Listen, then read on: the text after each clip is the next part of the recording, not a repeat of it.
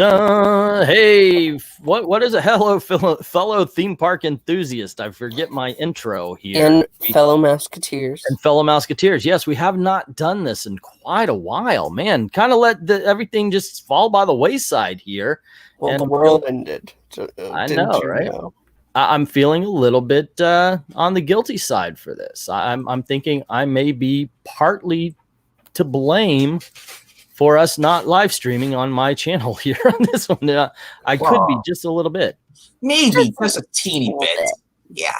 Just a little bit.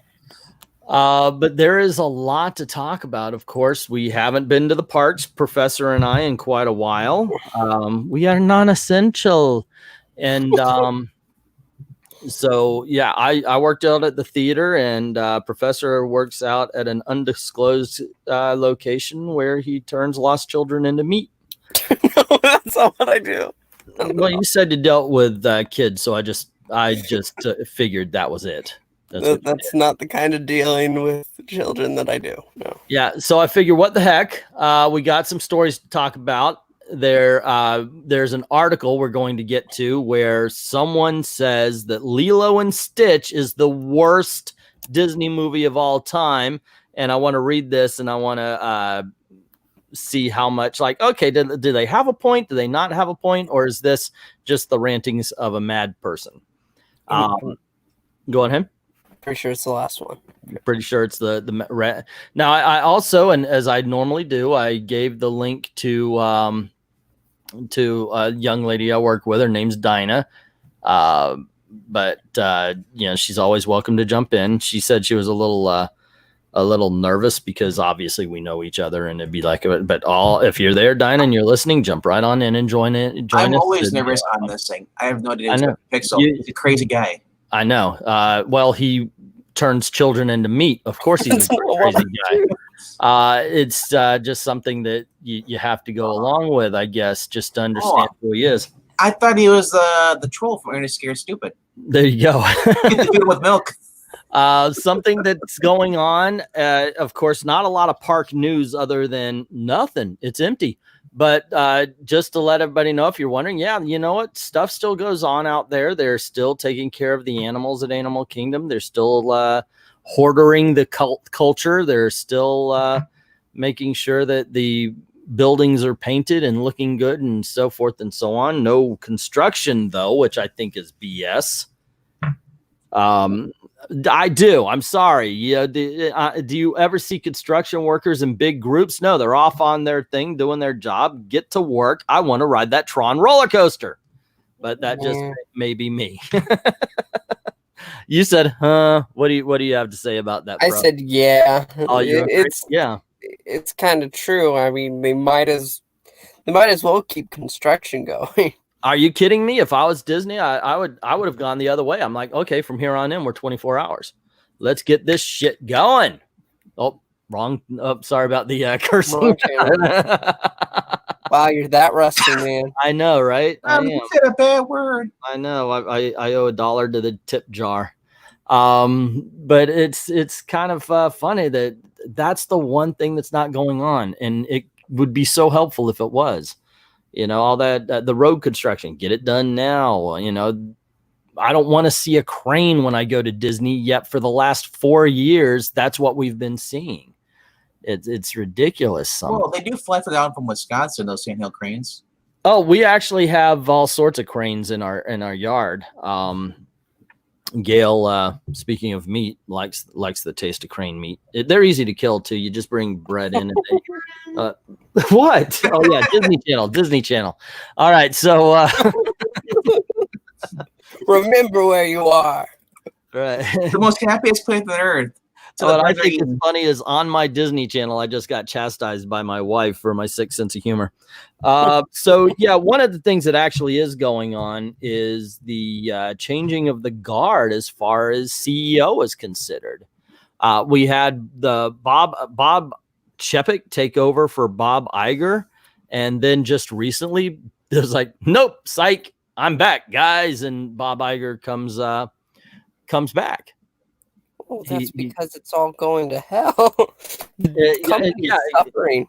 Well, exactly. He doesn't want to go out and being the worst thing. He wants to save the company. Otherwise, it's like he'd be the last person to run Disney. Well, here's the thing, and now if you guys know, there's a channel called Thinking Critical, and I'm on that tomorrow. He's making a video with us. We recorded it this morning, where we talked about this. So check that out as well. But one of the things said is that look, obviously they trusted Bob Chapek, and his name's Chapek. I call him Chapek because he does not put money. He does not give money for the ride and show to actually take care of the rides. We've had boats sink in Jungle Cruise. We've had the People Mover catch on fire. We've had stuff breaking down far too much. For cripe's sake, the Haunted Mansion went down for a few, what was it, a week almost? That is the big dog, lady. Well, one of the two, I think, as far as, you know, you can't have pirates. You can't have Haunted Mansion go down, right? I gotta say, it does not look good, though, having him take back over. Means they don't trust Chapek to fix things. Well, I have a theory about this. Chapek is right in there. Look, there's a scene in The Godfather, and yet where you have I forget their names, but you have Al Pacino, and he's saying he's going to keep his father on as his consigliere, and who else would be better, because his father was the godfather of the family forever and a day. And I think that's the what's going on here. Look, Bob Chapek still has the title. Iger's coming back, and he's just kind of, you know, working his way through this. He's letting everybody know this is what we're going to do. This is what we're going to, you know, and this man's been in the job. I think this is where they're saying, look, if we do this changing of the guards, or changing of the heads, as they should say, it's going to show some sort of instability, and maybe the people who are working right now are going to feel less confident. So I could see them bringing in this guy who's been good for the company for the last decade and a half to come in and just add a little confidence to everything. Originally, the transition period was supposed to be like by 2021 is when that's when Iger is completely gone. Mm-hmm. Well, that's what they were just saying all last year, the articles.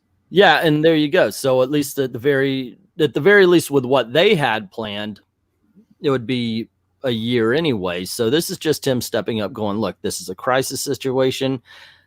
Let's do this, you know. And I think, okay, I could take this. I don't look. Hey, look, I had zero respect for Chapek in the first place, so this isn't exactly doing any damage. But I gotta say, this is history in the making, though. It's the longest Disney World's ever been closed. Yeah, and it sucks. there's gonna be books about this, documentaries about this. Probably, you think about it. Oh, in I'm 20 sure. years. I was there when it closed. They kicked me out. So I saw this. This is from Inside the Magic. I saw this article. It's called "Bob Iger Shares Insight to Disney's Parks New Normal Once the Park Reopens." The thermometers. Yeah. So in a recent interview with Barron's Magazine, Bob Iger, executive chairman, shared some insight into how the new normal might look at Disney parks. He sounds positive in the interview, sharing that they have an optimistic outlook for the future of the theme parks. However, he also admits they realize this is the biggest interruption the company has ever faced, and they don't take it lightly. Disney is always taking guests and cast safety as their top priority, of course. If you don't, lawsuits. And in the same efforts, they are taking heed and observing what other countries are doing. I like the way he says other countries, as if Disney is a country, to overcome the health crisis and move forward once the worst is past. And he says, we're studying very careful that China has been trying to do in terms of their return to normalcy. And Singapore's up. It was Singapore, right? Singapore, or is it Hong Kong? It was Singapore. Don't remember. Anyway, one of them's up and running, and they're just making the employees and guests wear masks and gloves. I wonder how it goes in the restaurants. Yeah, Well, you're not going to pour a soda over that face mask and suck it through the cloth. Well, if they're getting the cheap ones from China where it's thin enough, you can just drink right through this mask. You waterboard yourself. Let's see. You can't get on bus or subway or train or in a high-rise building there, and I'm sure this will be the case when their school reopen. Okay. Regarding the theme parks, Iger gave an example of how a new, more health-driven guest screening procedure could work. Just as we do bag checks now, it could be at some point we add a component of that that takes people's temperatures. What? Jinx, you owe me Coke. And you're not allowed to speak until someone who is present says your name. All right. So you just spoke, you unlucky. Anyway, in a post 9/11 world, it's not unrealistic to expect major procedure changes that will impact our day-to-day normal. It will be a new normal, and Iger hopes guests will have a level of understanding that this is for everyone's safety until we know what we have this health crisis. Now, obviously, they're talking about forehead, because if anybody's sitting there with thermometers, yeah, I know. I was making a joke, woman. Come on, you don't have to correct everything. This is a joke. You're ruining. Oh my goodness gracious. Anyway, that's Gail. If you've seen every video on this channel, you've seen her already. Tell her to just join on if she wants to. No, I'm talking. Yeah, she's more than welcome to join. She knows that.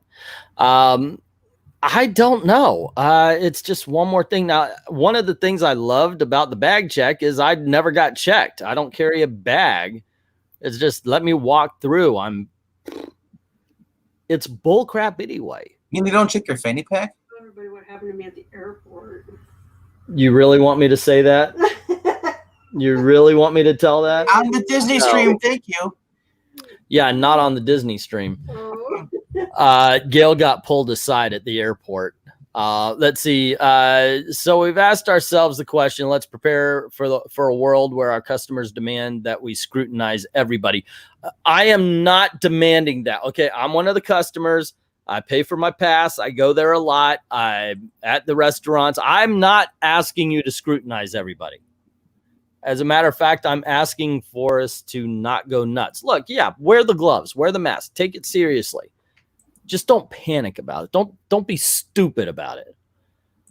Let's see, even if it creates a little bit of hardship, like it takes a little bit longer for people to get in, just as the case after 9/11, where people ultimately lived with the notion that in order for them to enter a building, if you're in an office building, you have to show a picture ID or get your picture taken or screened. Or in order to enter a park, you have to put your bags out there to be checked. And here's another thing. If you're sick, stay your butt home.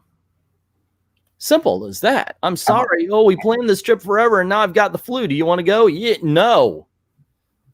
All right. What were you saying? Oh, you say, did you say ABBA? Stay your ABBA home? Yeah, stay your ABBA home. Mama Mia, stay at home again. My, how could I ever let you go or something like that? I don't know. Let's see. Supposedly he's just back due to health crisis. Yep. And saw the title. Lilo and Stitch can't be the worst as long as Black Cauldron exists. Yowzers! Dalton wishes he was here, Jim, just for that one alone. Yeah, we're going to get to that. I just wanted to get to the Bob Iger thing because it was a natural progression from where we were talking. But yes, in just a few moments, we're going to look at an article where somebody wrote talking about how Lilo and Stitch was the worst. Okay, it was on Twitter. So obviously it's not like it's not like Roger Ebert rose from the grave to tell us we were all wrong. And I'm sorry. Black Cauldron can't be the worst film Disney ever made so long as Home on the Range exists. Can I get an amen, Professor Pixel? I barely remember the movie, but I'm pretty sure you're right. Home on the Range? Trust me, I'm right. No, I definitely saw it, but it was years ago. We could do a watch party, and you could be reminded that Home on the Range is the worst movie. Is that on Disney Plus? Huh? I don't know. Is it? I hear I'm pulling out my phone right now, and we're finding out if we're going to have a watch party soon or not. I know that they I know that they've been censoring vulgarity, and that is the most vulgar, just in quality movie they've ever made. It is bad. It defines On the Range, 2004. Is it there? Head Yep. to the watch party, and we'll have no one. Are you kidding me? We will MS23K that thing. It is so M13 it? yeah. It is very bad. Okay, so now I saw this. I don't even know what it's about. Remembering them. Oh, okay, they're doing something different. See, this is not what I wanted, but it's going to go into something that I was thinking about. Now, me and Professor, we're the park guys. VENKMAN is news guy with me, and Dalton, I always figure, he's the nostalgic that he knows the history and such like this. But I wanted to know, what are you missing the most, Professor, when it comes to not going to Walt Disney? You haven't been in a month. What are you missing? Are you craving anything? What do you think is like, oh, I gotta go do that the first thing? Honestly, just walking in the parks. Just It's come to that point in this whole thing of being stuck in my dang house. If I were you guys, the first thing I would do is wait a week because it's going to be packed. Oh, I'm going to be one of the packed guys. So, so it's just the general atmosphere. I was telling Gail, see, I like the way birds look, and I like to watch them and everything. I think they're pretty cool. There's an aviary at Animal Kingdom on both treks. You can go through and you walk through an aviary. And the best time to go is when they're building their nest. It's just really cool to watch.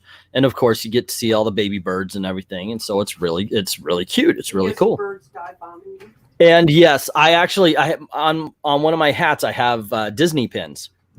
Last time we were there, a bird thought, ooh, that shiny thing would look good in my nest. Hit me in the head because it couldn't get the pin off. But he dive bombed to try to get one of the pins off. But I got hit in the head by a bird. That was kind of funny. But no, I kind of missed that animal trek. But as far as food, I was telling Gail, I forget what they're called, but out at Animal Kingdom in the Avatar area in Pandora, they have this egg roll. But on the inside, instead of cabbage and all that kind of stuff, they've got this sweet cream cheese mixed with pineapple. And it is one of the sweetest, coolest tasting things we have ever had. It's diabetes wrapped up in flaky pastry crust, but it is amazing. There is one thing I missed, but it's been gone for way before quarantine. That was the pork shank. Pork shank. Ooh, out at the Beauty and the Beast. Gaston's, yeah. Oh my gosh, that thing was like this big. It was huge, and I had that thing for dinner. It was huge, very huge. Oh, it's huge. No, dude, he's not kidding. This thing was me and my brother and my mom went out to Fantasyland. We ordered one of those just as a snack. It filled us up. It was that freaking big, and we're a fat family. Hey, I would be more like inclined to like say, hey, I want to try one of those, but where's the photo of it, bro? We would have to find one. Yeah, this is before I carried a camera every time I went to the park. But yeah, I want to do that. And in all honesty, I want to go to breakfast out there because they have some of the best breakfast buffets and just really good times. I am missing my people mover as well because I'm a huge fan. That is one of my favorite rides out at Magic Kingdom, even though it's just it's a sit and chill kind of ride. I dig that. I'm getting to the age where I'm thinking, do I want to feel sick after a roller coaster? You just kind of get that way. How about you? What is there a ride that you're missing? Like, I haven't done Runaway Train yet. Did you do Runaway Train? No, I never got to. I never got to do that because the world ended. Right. Exactly. Yeah, so that's one of the things we're gonna have to do when we get out there as well. What you said, Venkman, I don't think that's true. I think even though the parks are going to be open again and they could be considered busy, it's not going to be as busy as normal because people are too afraid to step outside their own houses. I don't know. I kind of disagree with that. I think people are who are fed up with this and they think it's overreacting. They're going to want to go. They're mad because they get refunded. They had us all cuts. I mean, these people are going to come back, and we're like, you know what? We're going now. Well, I think the rich people who had vacations planned are going to come. These are the people who it doesn't matter. They don't have to save up. They can just go. Those people who had plans to come out here, they're going to come along. And those like myself and my professor who have annual passes, we're going to go. You've kept us cooped up, and now our parks are open. Hell yeah. Passes refunded? No, what they did was they finally Disney stopped payment. Ooh, I got to call Disney so I could get my refund from last year. They stopped payment on it, but they're going to start it back up when all of this is back up and running. So there you go. I don't know if I'm getting renewed though in June. I look at it like supply and demand. There's going to be a huge demand because people have been denied something that they want to go to. So they're going to go wherever they can. It's going to be like when you first get the Galaxy Edge open up, how crowded it was. It's going to be like that. Yep. Yeah, but I'm not quite sure if it's going to be for Joe Normal. You know, the ones that have to save up money, they've been needing to spend it because they haven't been working. So their vacation funds, I think, may have gone to just. Yeah, that's true though. The people who are been laid off, there's a bunch of Disney people who have been laid off as well. Workers. Yep. Yeah, they've been furloughed. Like we're still on the payroll, but whether or not they schedule us, look, I know my place at AMC. You know, I do. I was there for a couple of days, a week. I don't think I'm the one that they're going to call back. They've got a staff that's been there for years, so they're going to call those people. I am so low, man, on that totem pole. You were there working there for a month. 2 months. Yeah. 2 months. So yeah, I know I'm so low on that totem pole that my name isn't going to get called by them. And you know what? Give it to the people who. That's it. I understand. Some of these kids need the job. As a matter of fact, Dinah, the young lady I invited to talk about Disney here, she works out there. You know, let those kids go on ahead. I'm fine with it. You know, but Gail, she worked out at the sandwich shop there, the Earl of Sandwich. She works out at the Harry Potter restaurant at Universal Studios, and she wants to go back. She loves those jobs. And she's bothering me completely. So if she can get out there, that would be awesome. If this is a family-friendly stream. Oh, there you go. That's the shank.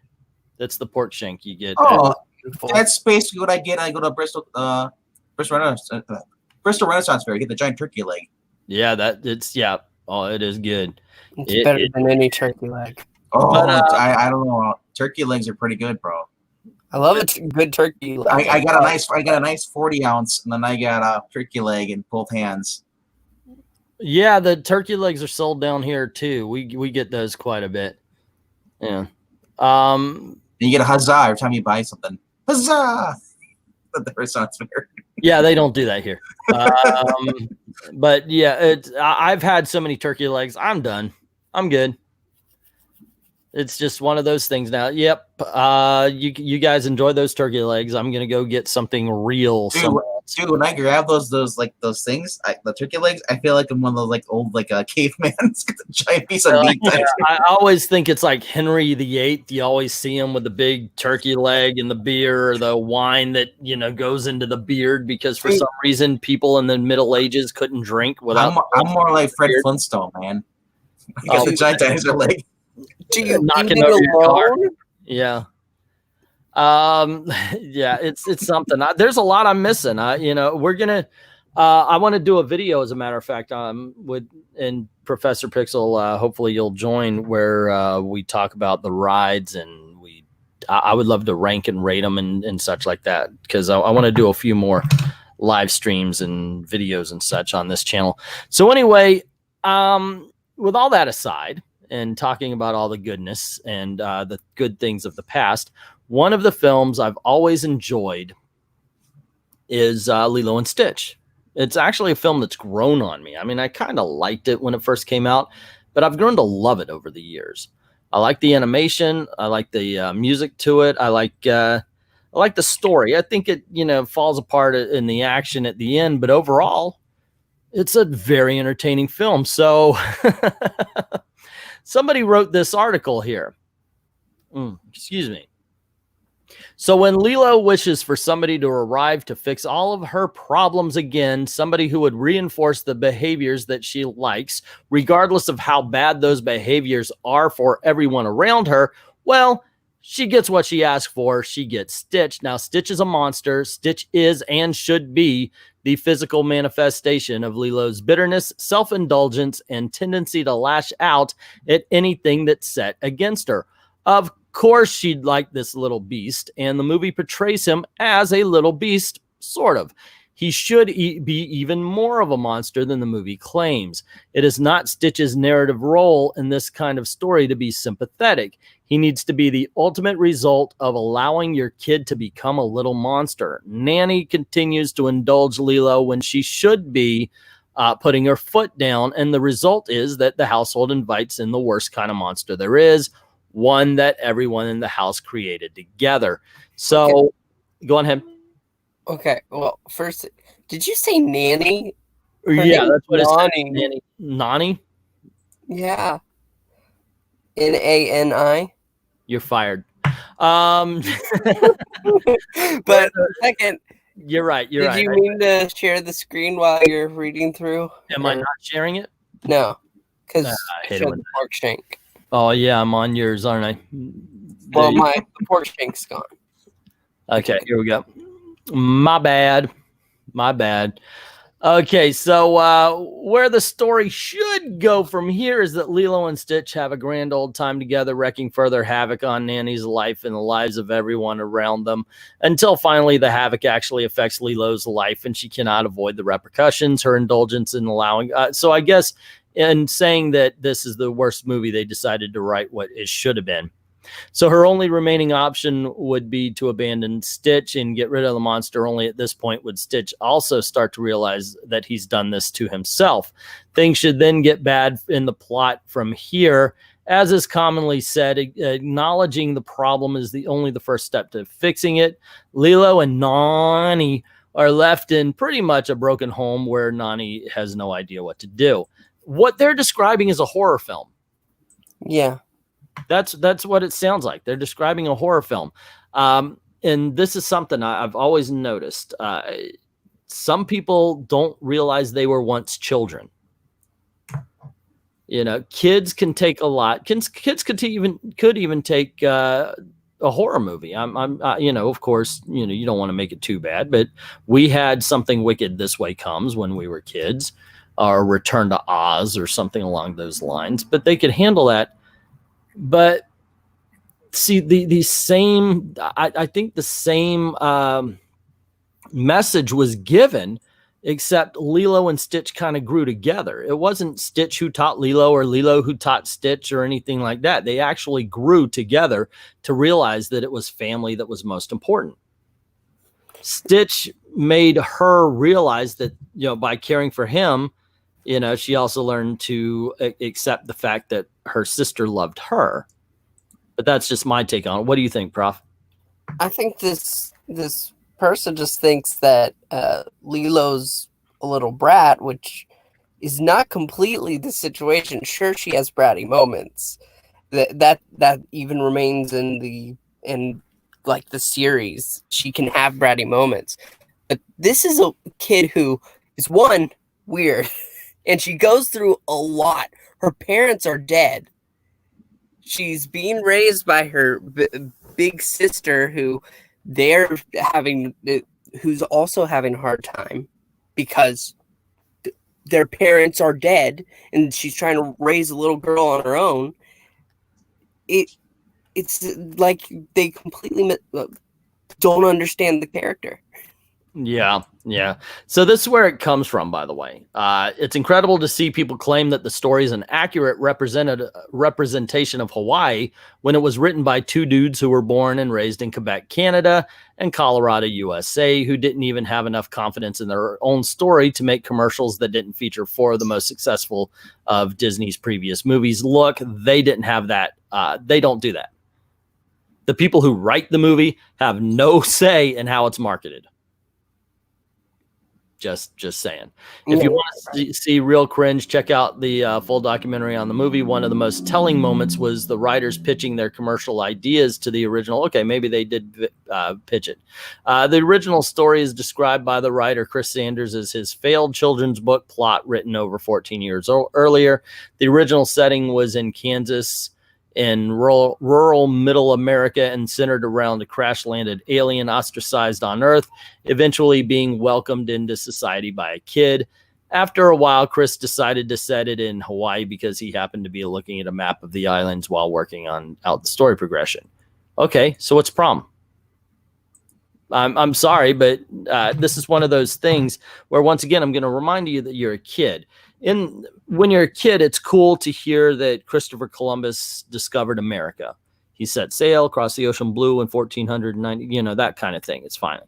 You don't need to know that Christopher Columbus was an asshole that wiped out an entire populace. But as you grow up, you realize that. You find it out.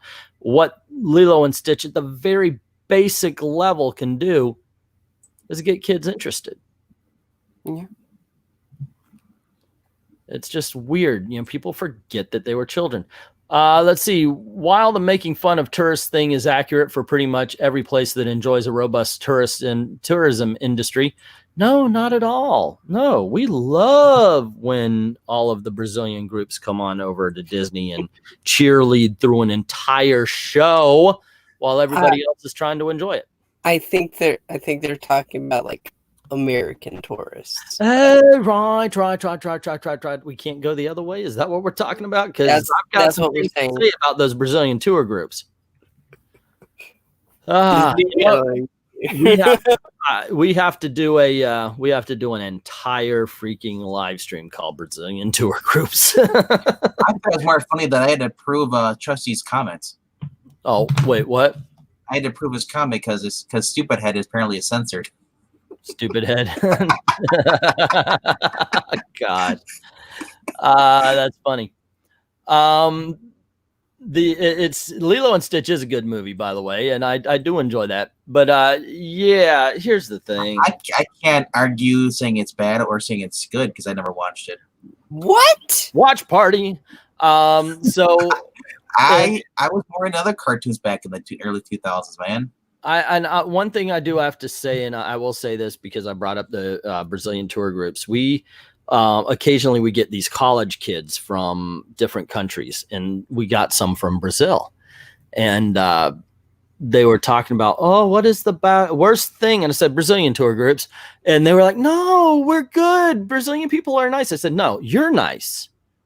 A Brazilian family is nice. The Brazilian tour groups are horrible. And sure enough, she's working and they start coming in and she goes, oh, this Brazilian girl looks at me and goes, I hate Brazilian people. I was like, oh, I told you it's the worst. Okay. So it says the absolute worst example. Wait, hold on. Okay. What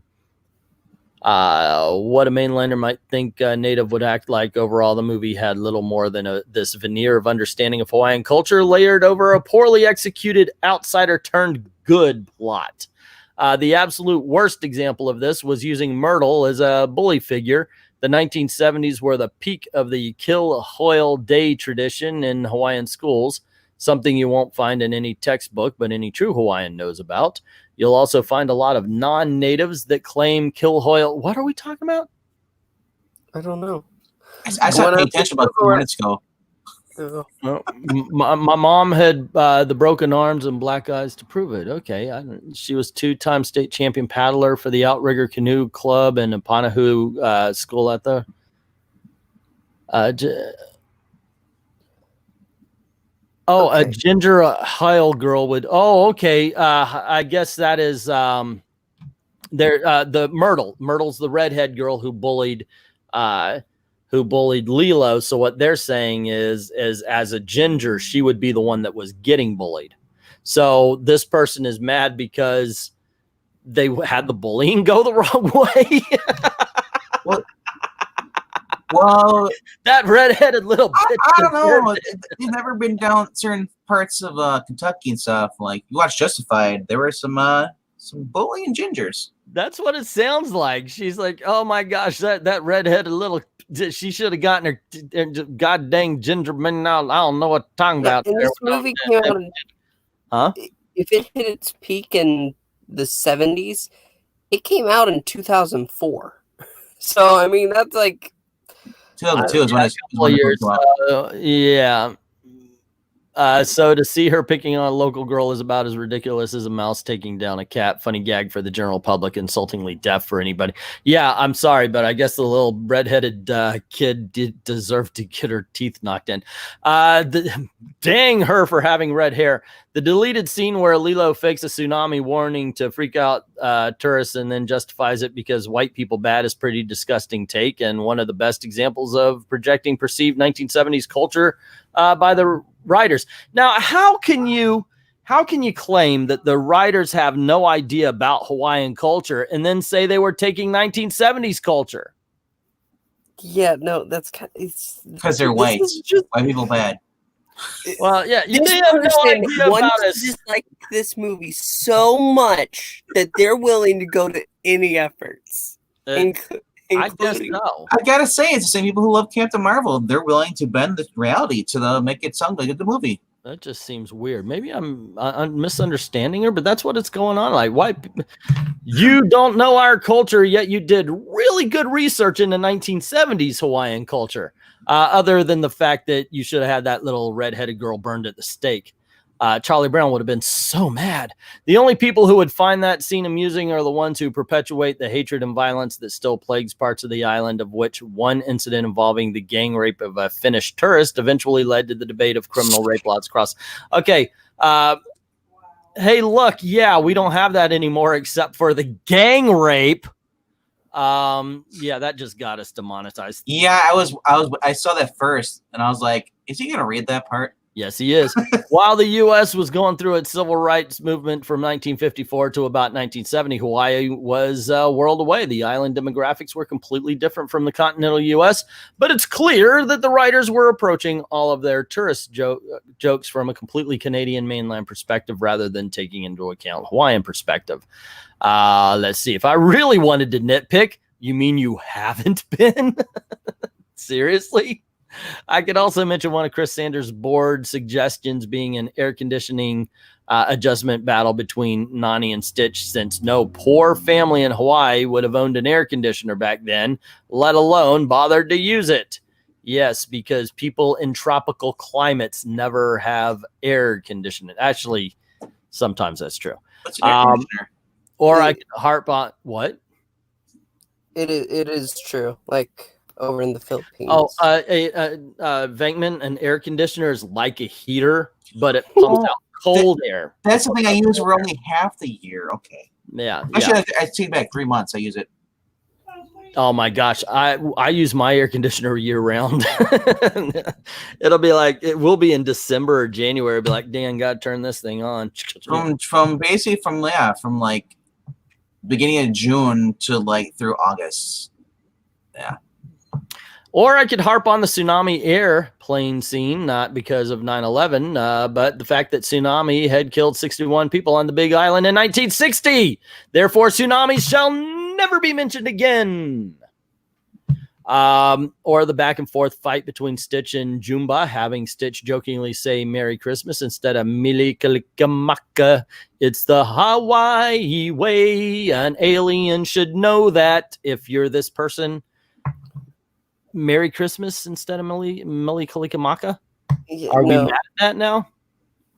That's stupid. I feel like I'm watching the entire movie when you read this. Now, granted, Stitch landed in Hawaii, So instead of saying Merry Christmas, he would have learned Mele Malik. I can't do it without the song. Mele Kalikimaka. Okay, so yeah.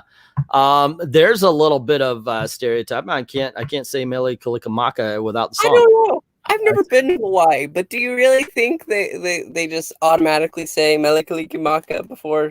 I would say they definitely say it to each other, but if you're a pale face, I'm pretty sure they'll say Merry Christmas. But Stitch, in all honesty, I'm gonna back her up on this, and this is why. Stitch lands into this culture where, while they're Hawaiian, they are very much going about their. Yeah, I could see that, because he went with a native Hawaiian family.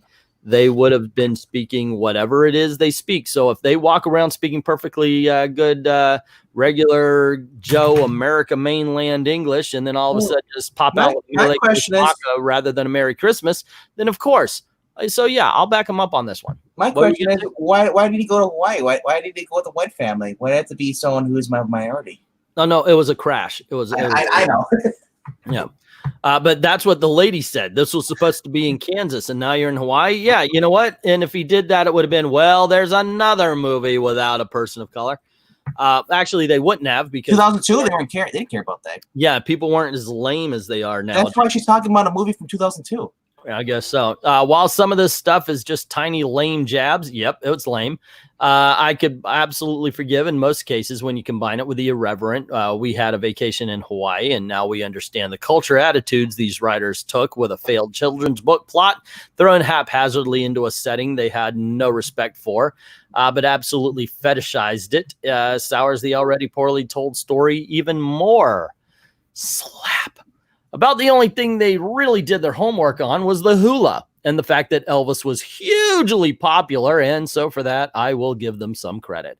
For the rest, it's embarrassing to see these men who have no grasp on Hawaiian culture portray this negative, oppressive, and downright petty outlook on what was considered Hawaii's economic and cultural heyday. Did Lilo and Stitch take place in the 70s? Is that what did I miss something? I don't think it does. I really don't think it does. Is it sounding like Professor Pixel is being auto-tuned, or is it just me? Am I being auto-tuned? Am I robotic? Yeah, I guess no, just a little bit. The economy was thriving. Hawaii was the envy of the world, and amazing Hawaiians like Duke Kahanamoku and his protege Henry Kiao, I don't know how to pronounce these, were renowned as ambassadors of aloha. Heroes like Eddie Aiku represented, and the best of the islands in unparalleled bravery and strength as a lifeguard on the North Shore beaches. Entrepreneurs like Chris Hemeter built some of the most beautiful hotels in the world and islands during this time, bringing unprecedented amounts of money and jobs with them. This is just a start for okay, where are you going with this? My grandma lived in Hawaii for over 30 years. My mother was born. Are we just giving the things? Get back to the I still bring singer. Why I visit grandma.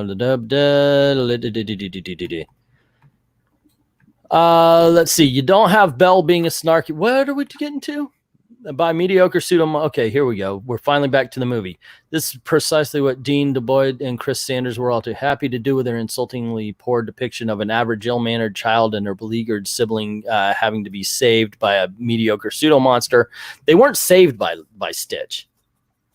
Stitch did not save them and bring their family closer. He was the pet. That's all. When the pet came and Lilo lightened up and found something to, calm her, then the emotions, the real emotions, could play through. It wasn't so much, oh, well, he saved us. He was just there, and the relationship grew. Two people learned to accept each other, and it wasn't Lilo and Stitch, it was Lilo and Nani. Okay, so you don't have Belle being snarky to her father in Beauty and the Beast. You don't have Simba live out the rest of his pathetic life in ignorant paradise in Lion King while Scar ravages his homeland. You don't have Pinocchio give up and move on once he finds out his father's been swallowed by a monster whale. They shoulder their burdens and deal with the problems in a positive and admirable way. So why is everyone ecstatic for Lilo and Nani to be portrayed as awful and incompetent people in this particular story? Oh, I never actually thought Nani was portrayed as I really thought she was portrayed as a good person. Am I wrong in this, Prof? No, you're not wrong. She's. These people are having a hard time with life. I know. I'm sorry, this pampered person who's sitting there writing this has never had trouble in their life, but they should really learn to empathize with other people. What do you mean by these people? I know, right? Did she in the movie? She really fought to keep her family together. That's admirable. Yeah. I don't know. A good moral story puts the characters in the worst situations, like maybe trying, to keep their family together when the government is saying you're not a suitable parent for your sister. Therefore, she has to be taken away from you. Your only family for each of them. That Lilo and Nani were the only family each other had left, and they were being pulled apart. That's not a horrible situation. To write Lilo just like any other 6-year-old brat, ignorantly happy to rain hell upon her sister's life after their parents have died, and write Nani as an incapable mess of nerves, unable to rise to the challenge of her newfound hardship for the sake of realism, is absolutely insulting for a movie allegedly meant to celebrate the Hawaiian people and their culture. Once again, you did not get it. She was rising to the occasion. Every step of the way, the only person who was against her wasn't really against her. She was just emotionally troubled. And that's Lilo. She was doing everything she could, but even her sister couldn't see it. And that is, she lost her parents too. She lost her parents too. And she was trying to be a parent. Anyway. Worst of all, it taught an entire generation that it's perfectly acceptable to act horrible towards people as long as you have an excuse or you're witty about it. No, I'm sorry. That's not true. I don't think that, my gosh, this is really bad. This is a bad take on the movie. Yeah, this person doesn't, they shouldn't get the time of day from me. Yeah. Let's see. Somebody called Squiggly Dig put forward a good analysis. Oh yeah, that was the thing. But no, you make it a monster movie, so that's what we were looking at. I've been getting some death threats and generic insults since that post. A mutual of mine who engaged in non-hostile discussion was even driven to delete the responses. Yeah, that's kind of stupid. If you don't agree with somebody, make a YouTube video. This is all fine by me, as it just proves that nothing good comes from attaching your own personal identity ego to a character that embodies poor decisions and behaviors. Look, dude, you know what? I'm going to stop it here. I am. Thank you. It's almost done anyway. But point being, this person's way off. I mean, it's one, if you're going to be talking about a movie, at least understand what you're talking about. Now, I don't think that Lilo and Stitch is the best Disney film. I definitely don't think it's worse. And I think they are way, way off. But that's just me. And I'm a different breed of cat. I wonder what she'd say right about Magnum and Hawaii Five-O's, says Jim Moore. Yeah. Cars 2 is Pixar, Jason Alexander. That is definitely the worst. Yeah, not the worst characters, though. Those. No, I'm not going to go there. That's too easy. It was. When talking to somebody named Jason Alexander. Yeah, Stitch came out in 2002, man. I was senior in high school. Oh, yeah? Yeah, I realized I was 2 years off. I think the second one came out in 2004, though. Wow. And I was... And a fun fact, the girl who talks for Lilo, yeah, she ended up getting arrested 2 years ago for possession. Really? Okay. She also played the Ring girl. She was the girl from the movie The Ring. She was in Donnie Darko. Yeah. But there you go, gang. I think that's a horrible take on Lilo and Stitch, but there you go. I think it's a great film about how families try to stay together in hard times. One of the reasons I didn't care for Lilo and Stitch as far as going to watch it, because I was bombarded by it. Everything. There was a Lilo and Stitch cartoon. It was just like too much, man. Yeah, they really pushed Stitch after that. So I heard actually everything was good. I heard that cartoon was even good, but I never saw the cartoon. Are you saying they frozened it, basically? Kind of, yes. Yes. I wish before it even came out they would have frozen it. No, that's not what I meant. Yeah. But there you go, gang. That's our take on the Lilo and Stitch thing. What do you think? Do you think that Lilo and Stitch is a horrible movie? If you're from Hawaii, do you think it's really as bad as she says about portraying it, portraying their culture? Let me know in the comments below, obviously. And if you haven't done it yet, guys, click like, share, subscribe, ring the notification bell. I would like to thank everybody for hanging out and listening to us rant about a couple of things. And as always, thank you very, very much for watching. And as always, have a zippity-doo-dah-day. And we'll see you